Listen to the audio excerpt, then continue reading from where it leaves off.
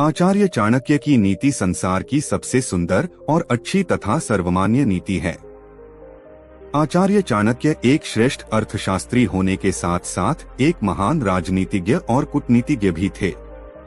वहीं चाणक्य नीति को सीखने से आप जीवन की किसी भी समस्या को आसानी से सुलझा सकते हैं। साथ ही साथ चाणक्य नीति का ज्ञान आपके लक्ष्य को पूरा करने में लाभदायक सिद्ध हो सकता है। वहीं अगर आप किसी औरत या लड़की को अपने वश में करना चाहते हैं तो चाणक्य नीति के कुछ टिप्स आपको अपना प्यार दिलाने में मदद कर सकते हैं। तो आइए जानते हैं किसी भी महिला या लड़की को वश में करने के बारे में। किसी भी महिला या लड़की को वश में करने के लिए आपको सबसे पहले कोरा कागज लेना है और उस कागज पर जिस भी महिला अथवा लड़की को आप वश में करना चाहते हैं उसका नाम लिख दें। उसके बाद उस कागज पर स्वास्तिक बनाएं तथा स्वास्तिक के दूसरी तरफ आप अपना नाम लिख दें। वहीं उस स्त्री के नाम के पास आप उस महिला के जन्म की तारीख लिख दें और अपने नाम के पास आप अपने जन्म की तारीख लिख दें। उसके बाद आप उस कागज पर मंत्र लिख दें। इसके बाद आप इस मंत्र का 51 बार जाप करें। साथ ही साथ अमुक के स्थान पर उस स्त्री अथवा कन्या के नाम का उच्चारण करें। इसके बाद आप अपने घर के आंगन में मिट्टी खोदकर वहां कागज को दबा देना है।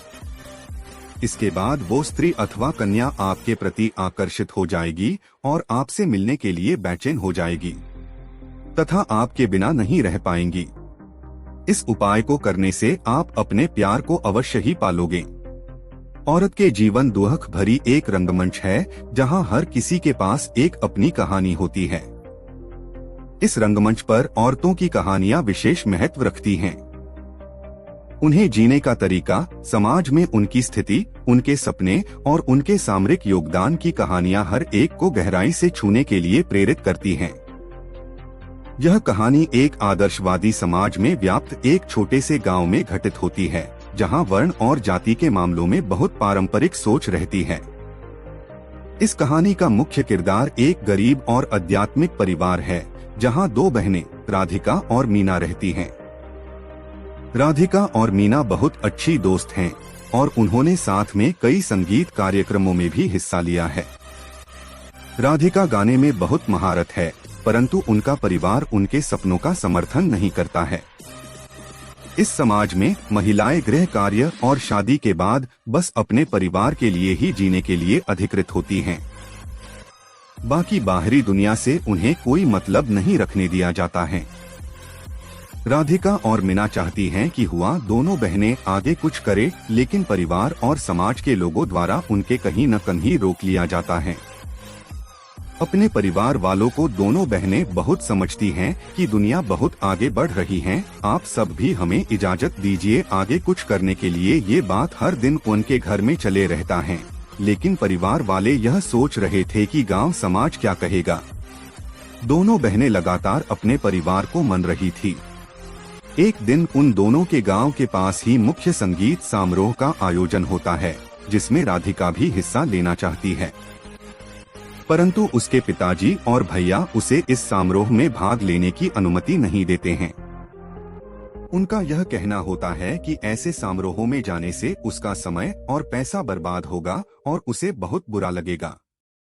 राधिका बहुत निराश हो जाती है, परंतु उसका दिल नहीं मानता। वह यही सोचती रहती है कि शायद मेरे भाग्य में यही लिखा है, केवल घरेलू महिला बनना।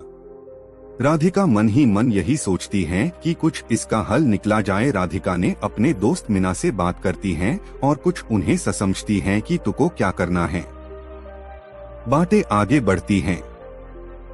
यही वह समय है जब राधिका पानी सहेली मीना से मिलती है। वह दोनों अपनी चाहत को पूरा करने के लिए मिलकर योजना बनाती हैं।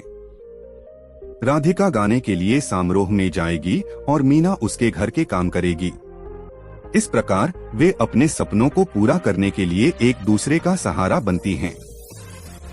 संगीत समारोह के दिन राधिका अपने गीत से पूरे आदर्शवादी समाज को चौंका देती है। उसकी आवाज में एक अद्वितीयता होती है और उसका गीत सबके दिलों को छू जाता है। इससे पहले कि कोई उसे रोक सके, वह अपनी कविता से एक माधुर्यपूर्ण प्रस्तावना करती।